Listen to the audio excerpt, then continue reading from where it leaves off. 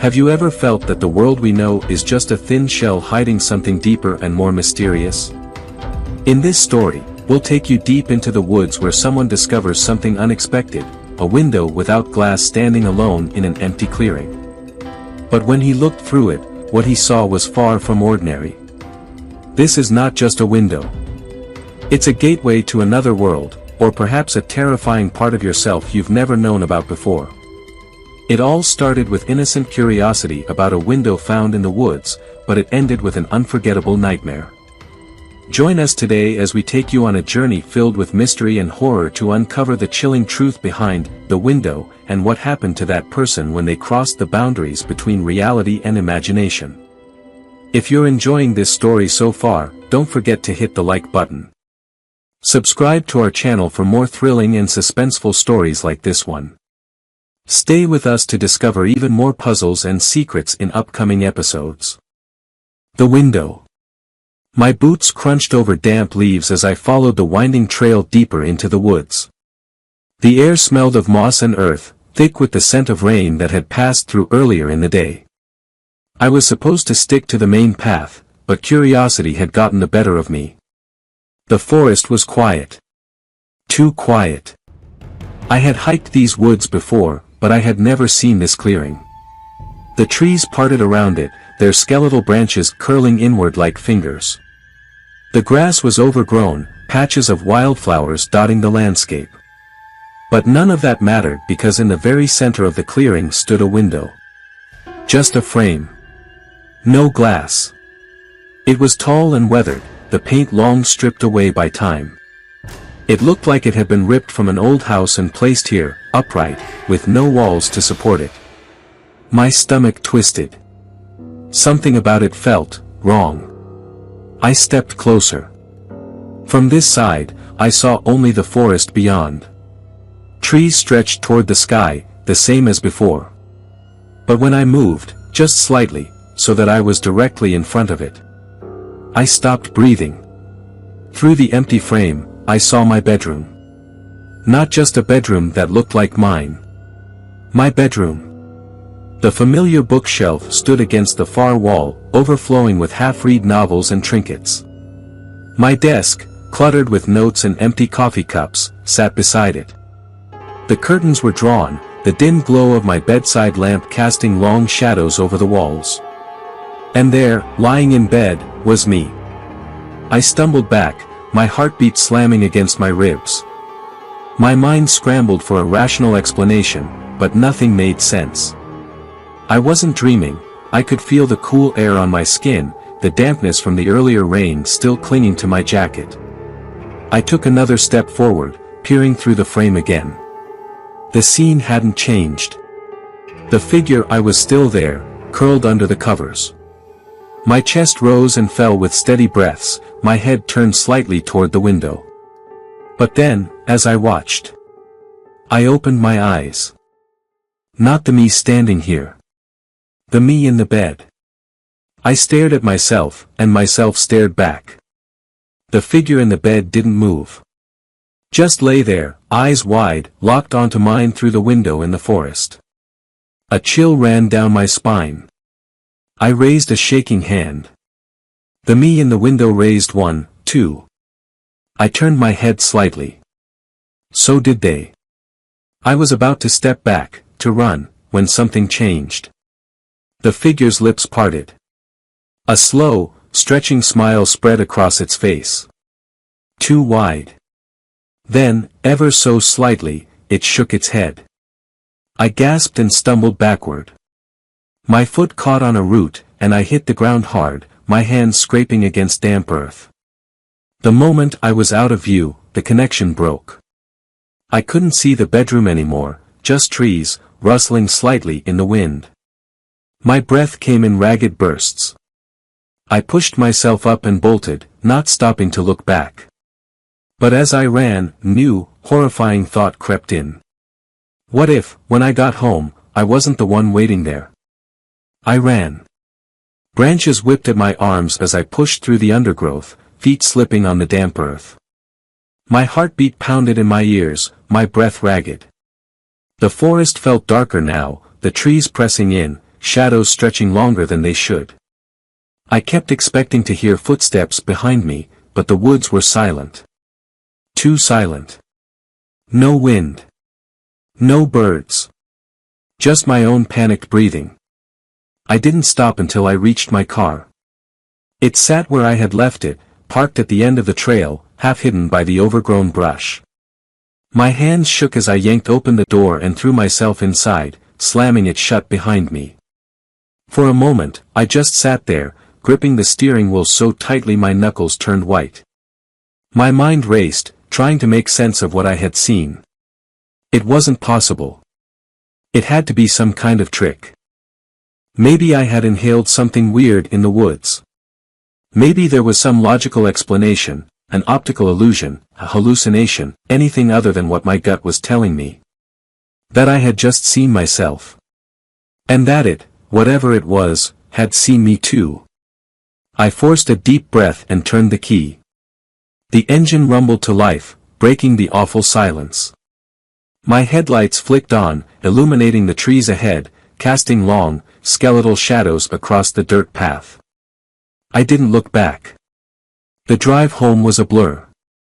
I kept checking my rearview mirror, expecting to see something on the road behind me. A shape in the distance. A figure standing in the middle of the street. But there was nothing. Just the empty highway stretching out behind me, the headlights cutting through the darkness. By the time I pulled into my driveway, my nerves were raw. My house looked the same as always, porch light glowing softly, curtains drawn over the windows. Familiar. Safe. But the moment I stepped out of the car, I hesitated. What if I was already inside? The thought sent a shudder through me. It was irrational. Impossible. I had just imagined it. Right? I swallowed hard and walked up to the front door.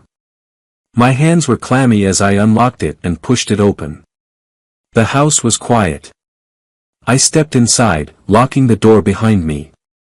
My ears strained for any sound, any sign that someone, or something, was here. But all I could hear was the soft hum of the refrigerator in the kitchen, the distant ticking of the clock in the hallway. I let out a slow breath. Everything was fine. Still, my skin prickled as I made my way down the hall. My bedroom door was closed. It hadn't been when I left. I stood there, staring at it. My pulse pounded in my throat. What if I opened that door and saw myself lying in bed? I reached for the handle. Turned it. Pushed the door open. The room was empty. The bed was neatly made, the curtains drawn, the dim glow of the bedside lamp casting soft shadows over the walls. Exactly how I had left it. My breath shuddered out of me. I felt stupid now, standing there in my own bedroom, shaken over nothing. I was exhausted. My mind was playing tricks on me. I closed the door behind me and sat on the edge of the bed, rubbing my face with my hands. The image of that thing in the window was burned into my brain. That smile. The way it had shaken its head, like it knew something I didn't. I needed to sleep. I crawled under the covers and reached for my phone on the nightstand. The screen lit up. And then, every nerve in my body went cold. Because there was a notification. A photo. A new airdrop request from an unknown sender. My breath hitched. My thumb trembled as I opened it. And there, staring back at me, was a photo of my bedroom. Taken from the doorway. I whipped my head toward the door. It was still closed. But I wasn't alone. I couldn't move. My fingers clenched around my phone, my breath coming in short, shallow bursts. The photo on the screen, it wasn't possible. I had just walked into my room. The door had been closed. Locked. But someone, or something, had been standing right there, taking a picture. I forced myself to look up, my eyes locked on the bedroom door. It was still closed. The brass handle gleamed in the dim light, perfectly still. No one was there. At least, no one I could see. I swallowed hard, my heart pounding so hard it hurt. My mind raced through explanations. A prank? But who? The woods were miles away from anything, and I had been alone all day. A hacker? But how would they have taken that picture? My hands shook as I tapped the screen, heart hammering as I checked the airdrop sender. Unknown. Of course. I tapped the photo, zooming in, searching for anything, a shadow, a reflection, something that would give me a clue. But it was just my room. Empty. Like the photo had been taken a second before I entered. A cold sweat prickled down my spine. I needed to check the house. I slid out of bed slowly, my bare feet touching the floor without a sound. Every nerve in my body screamed at me to stay put, to pretend I never saw the photo. But I couldn't ignore it. I crept to the door and pressed my ear against it. Silence. Not even the hum of the refrigerator now. Just a thick, unnatural stillness. I turned the knob. The door creaked open. The hallway was empty, bathed in soft shadows from the nightlight in the wall. My living room was just beyond, the kitchen tucked to the right. The air felt wrong, like the house was holding its breath. I stepped out. Every instinct told me something was here, something unseen, watching. The floor was cool under my feet as I padded down the hall, scanning every dark corner, every doorway. The front door was locked. The windows were shut. Nothing seemed out of place. But then I noticed something. The curtain in the living room. When I had left earlier that day, it had been open, letting in the soft afternoon light. Now it was drawn. I stared at it, dread pooling in my stomach. I took a step forward. Another. I reached out, hesitating just before touching the fabric. A single breath of cold air brushed against my hand. Then, the curtain twitched. I stumbled back, heart slamming against my ribs. For a moment, nothing happened. The curtain hung still. Just fabric. Just my imagination. Then, slowly, the fabric parted. And behind it, there was nothing. Not a wall. Not a window. Just a pitch-black void. I choked on a breath, my legs locked in place. That wasn't my window. It wasn't anything. Just an endless, empty dark. Then, from that darkness, something moved. I didn't wait to see what it was. I ran. I tore down the hall, feet barely touching the floor, throwing myself into my bedroom and slamming the door behind me. My hands fumbled for the lock. Click. I backed away, panting. My phone was still clutched in my hand, the screen glowing in the dim light. The photo was still open. But now, there was a second picture. My stomach turned to ice. I didn't airdrop this. I didn't take this. But there it was. A new photo, taken from the same doorway. Except now, I was in the bed. And standing over me was a shadow. Not a person. Not a shape I could define. Just wrongness. A smudge of black, featureless, leaning over my sleeping body. The air in my lungs turned to stone. My gaze darted to the bed. It was empty. Untouched. I looked back at the photo. And this time, the shadow's head had turned. It was looking at me. I couldn't breathe. I wanted to scream, to move, to do something, but all I could do was stare at the photo. At it. That shadowy figure, that formless, wrong thing was no longer just standing over my sleeping body. It was facing me. My fingers felt numb as I lowered the phone, forcing myself to look at my room. The bed was still empty. The doorway was clear. There was nothing there. But that didn't mean I was alone. I swallowed hard, my throat dry, my ears straining for any sound. The house was silent. Not the normal, peaceful quiet of the night. This silence felt heavy. Suffocating. Like something was waiting. I needed to get out. I turned, grabbing my bag from the chair. My car keys were inside. I just needed to make it to the front door, get in the car, and drive. Anywhere. I reached for the doorknob. The second my fingers touched it. A sound. Soft. A creak. Like weight shifting on the floor behind me. I froze. The bed was empty. I had checked. I knew it was empty. But something was there now. I turned my head just enough to glance at my phone's screen. The photo had changed again. The shadow wasn't over my bed anymore. It was standing right behind me. I spun around. Nothing. But my mirror. The mirror on the far wall, the one across from my bed. It wasn't empty. I was there. Standing. Staring. But I wasn't alone. A shape loomed behind me. Not quite touching. Not quite human. Just a mass of blackness, shifting, twisting, watching. I barely had time to think before the lights flickered. Then went out. The darkness swallowed me whole. I gasped, my heart hammering so hard I could feel it in my throat. My phone, the only light left, flickered too, the screen distorting, static warping the image. I could still see my reflection. And the thing behind me. It was closer now.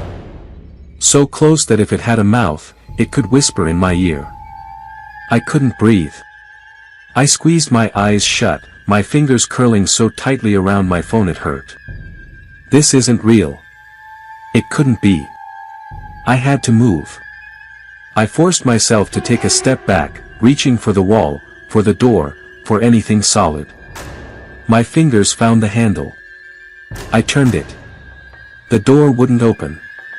Something pressed against my back. Not a hand. Not a body. Just pressure. Like the air itself had thickened, molding around me, holding me in place. My reflection twitched. My reflection smiled. My reflection wasn't me anymore. The lights flickered back on. And I was alone. The pressure was gone. The room was silent again. My legs nearly gave out as I stumbled away from the mirror, shoving my phone into my pocket, trying to catch my breath. I had to go. I didn't care if the door was locked. I would break a window, run barefoot into the woods if I had to. But when I turned back to the door, it was open. Just a crack. And from the dark hallway beyond, something laughed. A dry, rasping, inhuman sound. I didn't move. Didn't blink. Didn't breathe. Then, the door creaked open. And I saw it. Not a shadow this time. Not a reflection. Something real. Something that had been waiting. And it was smiling at me. I ran. I didn't think. Didn't look back. I ran. The hallway stretched ahead of me, warped by shadows that flickered in the dim light. The walls felt too close, the air too thick. The thing behind me, whatever it was still there. Watching. Waiting. But it wasn't stopping me. That was worse.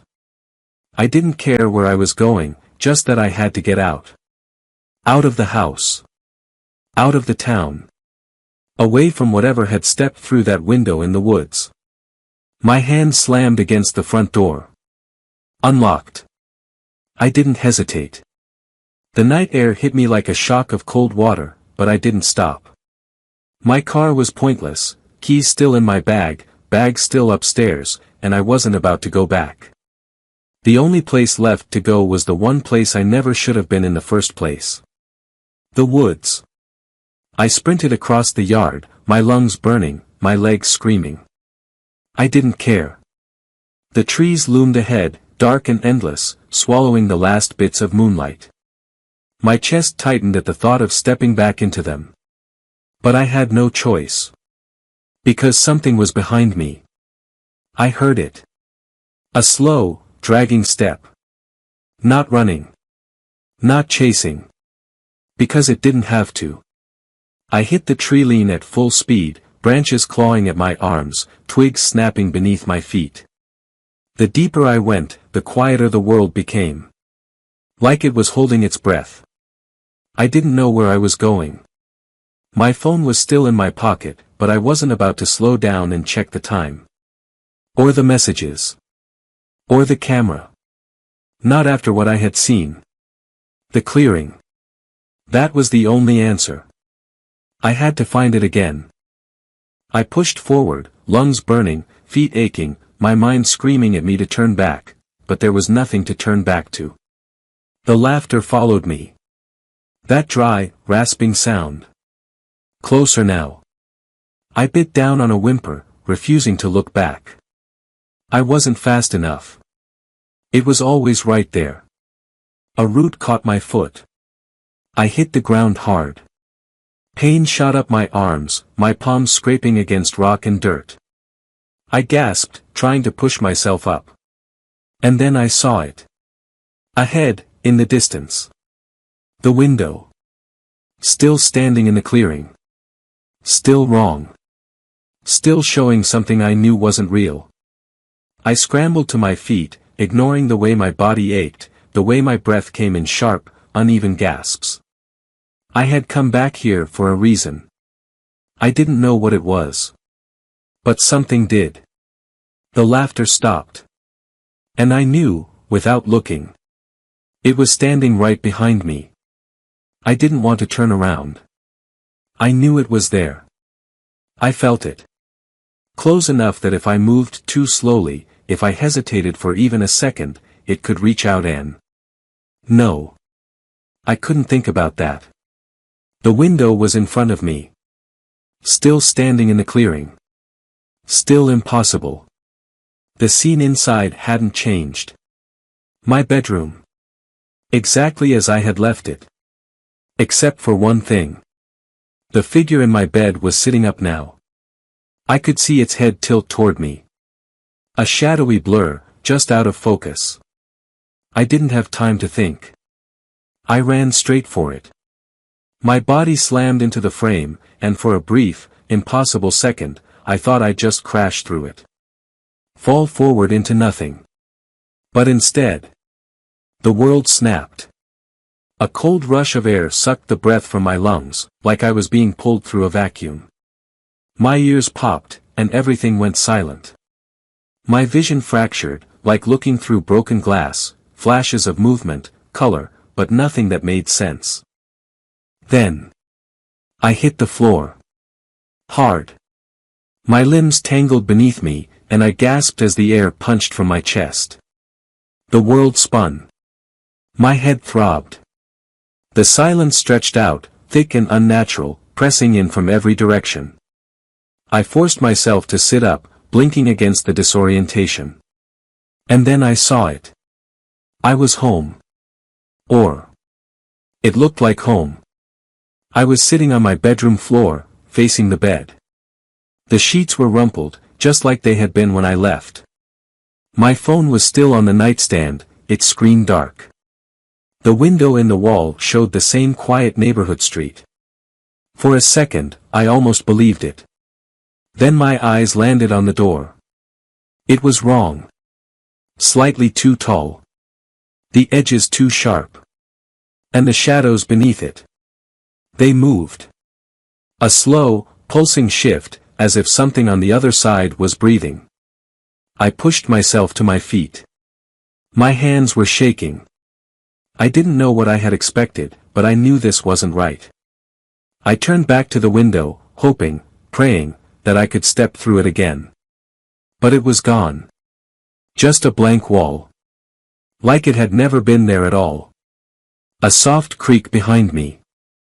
I spun around, heart slamming against my ribs. The door had opened. Not all the way.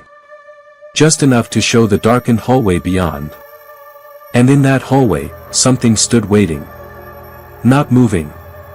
Not breathing. Just watching. I swallowed hard. My throat was dry, my pulse hammering in my ears. I wasn't in my house. Not anymore. And whatever was in here with me, it knew. I didn't move. Neither did it. The figure in the hallway was just standing there, its shape obscured by shadows. Too tall. Too still. Then, it tilted its head. A slow, deliberate motion. Not human. Not natural. Like it was trying to understand me. Something deep inside me screamed to run. But I didn't. Because behind me, from the wall where the window should have been, a voice whispered. "Don't." I stiffened. My breath caught in my throat. It was my voice. I turned my head slightly, just enough to see the mirror hanging on the far wall. Except, it wasn't just a reflection. I was standing in it. My reflection was looking at me, but its lips were moving on their own. "Don't run. It wants you to." The thing in the hallway took a step forward. I flinched. My reflection didn't. "It plays by rules." The whisper came again. "Play back. Rules." I swallowed hard, my mind racing. Everything here was wrong, but it had structure. The window had worked like a portal. The door had opened when I acknowledged it. And this thing was waiting for me to react. Like a game. I looked at my reflection, meeting my own eyes. "What do I do?" I mouthed. The other me smiled. Not a reassuring smile. Not comforting. It was a grin full of knowing. "Use the board." I frowned. The board? I glanced back at the room. My room. Everything was identical to how I'd left it. My bed, my phone, my desk. Then I saw it. My chessboard. It was set up on my desk, mid-game. The last match I'd played against myself. White's move. I didn't have time to question it. I walked toward it slowly, forcing my breathing to stay even. Behind me, I could hear the thing in the hallway shifting, its movement slow, patient. Waiting. I reached the desk and studied the board. My last move had left my queen exposed. If I was playing against myself, I'd take it with a knight. I lifted the black knight and moved it. As soon as I let go, the door slammed shut. A gust of air rattled through the room, making the walls tremble. I turned back toward the mirror. My reflection was nodding. Good. The ground beneath me shuddered. The walls stretched, as if the entire room was breathing. The air grew thick, heavy, pressing in on me. Another piece had moved on the board. Not by me. Black pawn, 2 spaces forward. My turn again. A sick realization settled in my stomach. I wasn't playing alone. I turned toward the door. The thing in the hallway, whatever it was still there. Except now, it was smiling too. I exhaled slowly and faced the board again. If this was a game, I had to win. I didn't look up from the board. I didn't dare. Whatever was in the hallway wanted me to react, and I wasn't going to give it the satisfaction. I studied the pieces, my hands clammy as I reached for my next move. Pawn to e4. I let go. The second I did, the entire room lurched sideways, like the floor itself had tipped. I staggered, barely keeping my balance as my stomach twisted from the shift. My desk dragged itself a few inches closer to the mirror. The air pulsed like a heartbeat, thick and suffocating. Behind me, I could hear the thing move. Its footsteps didn't match the floor. Like it wasn't walking on wood, but something else entirely. Something wet. Something alive. I clenched my jaw and looked at the board. The next move had already been made. A knight, creeping closer to my king. I swallowed. It was testing me. I slid my fingers over a bishop, considering my options. If I took the knight, I'd expose my queen. If I moved my queen, I'd leave my king vulnerable. Every move had a consequence. I glanced at the mirror. My reflection was still watching, but its expression had changed. No more grin.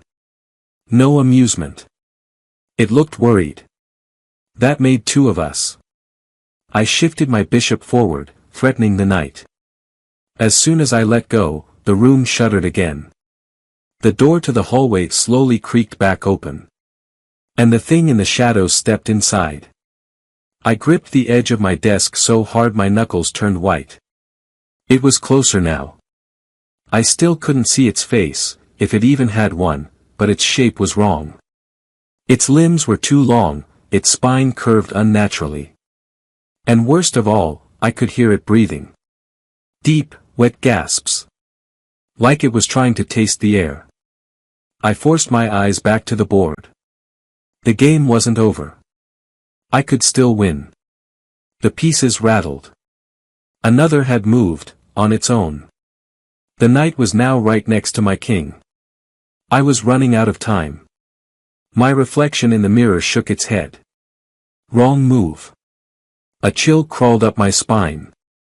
I turned back to the board, my heartbeat pounding in my ears. I had to think. Had to be smart. If this was a game, there was always a way out. I looked at my pieces. Then I looked at my opponents. There had to be something I was missing. The game was still going. The thing in the room was still waiting. Waiting for me to make the next move. I studied the pieces. My opponent sighed. And then, I saw it. The one piece I hadn't been paying attention to. The king. Not my king. Theirs. I inhaled sharply. This wasn't about survival. It never had been. It was about winning. And there was only one way to do that. I reached out, slow and steady. The thing in the room lurched forward. I ignored it. My fingers closed around my queen. I moved her. The second I let go. Checkmate. The room convulsed. A sound ripped through the air, something high-pitched and wrong, like metal scraping against bone. The walls blurred, folding in on themselves like paper. My desk split in half, the mirror cracked.